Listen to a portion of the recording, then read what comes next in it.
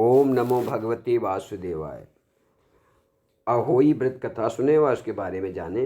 कार्तिक मास की अष्टमी को अहोई अष्टमी का व्रत किया जाता है। इस दिन महिलाएं अपनी संतान की सलामती और लंबी आयु के लिए व्रत करती हैं। पूरे दिन निर्जला रहकर शाम को तारे देखकर व्रत को खोलती हैं। व्रत रखकर अहोई माता की पूजा की जाती है और उसकी कथा पढ़ी जाती है। शाम को माँ अहोई की कथा पढ़ने और बच्चों को सुनाने के बाद तारे देखने के बाद व्रत खोला जाता है। इस दिन व्रती महिलाएं चाकू आदि का इस्तेमाल नहीं करती हैं। दिन में पूजा का जो समय है वो है सुबह 9:29 पर और व्रत पारायण संध्या काल में तारों के दर्शन के बाद हो गया। तारों का उदय शाम को 6:36 पर है। चंद्रोदय जो है रात 8:34 पर है। अब आप अहोई व्रत की कथा सुने।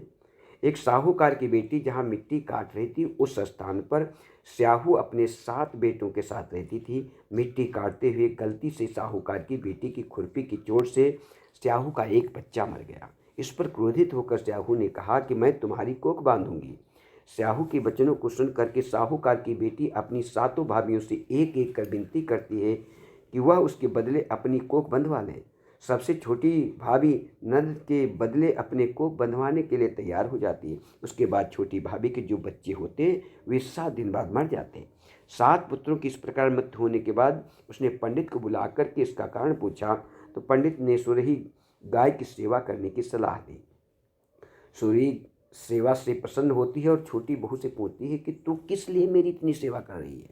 वो उससे क्या चाहती है, जो कुछ तेरी इच्छा हो वो मुझसे मांग ले।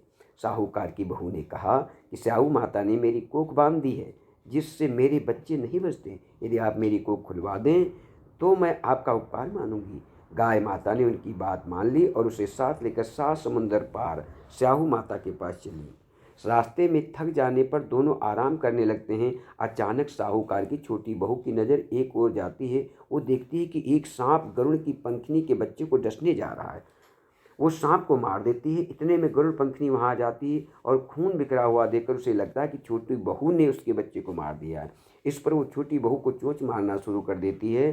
छोटी बहू इस पर कहती है कि उसने तो उसके बच्चों की जान बचाई है। गरुड़ पंखनी इस पर खुश हो जाती है और सुरही सहित उन्हें स्याहू के पास पहुंचा देती है। वो छोटी बहू स्याहू की भी सेवा करती है। स्याहू छोटी बहू की सेवा से प्रसन्न होकर उसे 7 पुत्र और 7 बहू होने का आशीर्वाद देती है। स्याहू छोटी बहू को 7 पुत्र और 7 पुत्रवधुओं का आशीर्वाद देती है और कहती है घर जाने पर तू अहोई माता का उद्यापन करना।